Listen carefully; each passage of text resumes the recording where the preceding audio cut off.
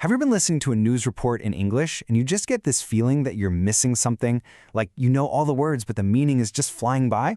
Yeah, it's a super common feeling. So today, we're going to pull apart professional English and see what really makes it tick, and more importantly, how you can crack the code. Okay, let's start with a real-life example. I'm going to read a sentence you'd hear on the news. Ready? Scientists at the International Climate Research Institute have developed a new form of solar technology that absorbs sunlight even during cloudy weather. Whew! Right off the bat, you can feel how much information is crammed into that one sentence. And that density, well, that's a key feature of this kind of English. If that felt a little complicated, you are definitely not alone. But here's the good news. We can totally take it apart. In this explainer, we're going to pop the hood on this language and see exactly what's going on underneath.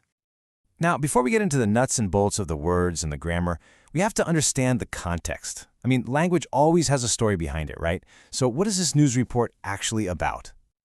So, in a nutshell, the story is about a really cool scientific breakthrough. Some researchers made a new kind of solar panel that works even when it's cloudy. Plus, it's cheaper to make and could be a game changer for fighting climate change. The basic idea is actually pretty simple, isn't it? And get this didn't just happen overnight. The team of scientists spent almost 8 years working on this. 8 years! Knowing that kind of dedication is behind it helps you understand why the language used to describe it is so formal and serious. Okay, so we get the what of the story. Now let's dig into the how of the language. It's time to put on our language detective hats and dissect the 4 key things that make this stuff sound so, well, advanced. We're going to zoom in on 4 main things: that professional tone, the speed of the speech, all that higher-level vocabulary, and of course, those long, winding sentences. Let's tackle them one by one. The first 2 really go together, you know? A news anchor isn't just chatting with a friend over coffee. They're using a formal, authoritative tone. Then, you combine that with a natural, fast pace. They aren't slowing down for us. That combination right there is usually the first big hurdle for any listener. All right, let's get to the next layer, the actual words themselves. Professional English loves to be precise. It uses these higher-level words that pack a ton of meaning into a tiny space. Being able to catch these words when they're spoken at full speed is a really critical skill. Take a word like groundbreaking. The speaker could have just said new, but groundbreaking? That tells you this isn't just some small update. No, this is a massive, game-changing leap forward. It has so much more weight.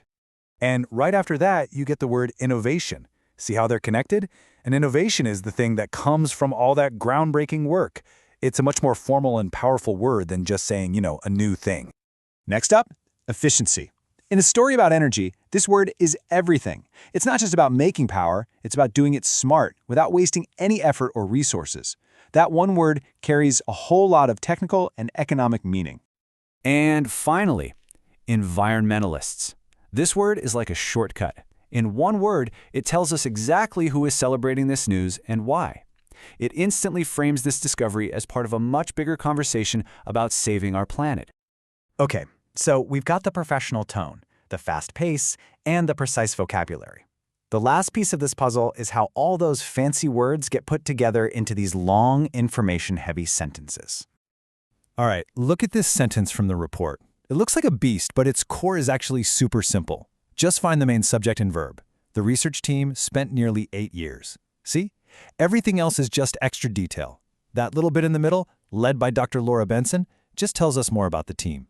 And the end part, before arriving at a successful solution, tells us the result. Once you can mentally pull apart the main idea from the details, these long sentences become way less intimidating. So knowing all this stuff is great, but how do you actually use it? How do you handle the next news report or presentation you listen to?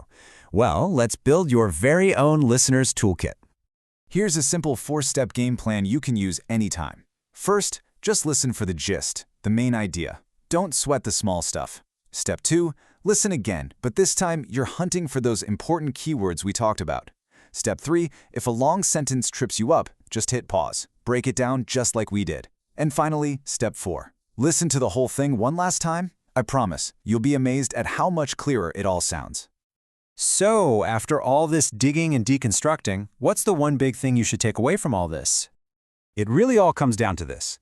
Becoming an advanced listener isn't about just passively hearing more and more English. It's about becoming an active listener. It's about being that language detective who understands why things are said the way they are. When you understand the architecture, You can understand anything built with it. And that leaves me with one last question for you. Now that you have the tools to look under the hood of professional English, what are you going to deconstruct next?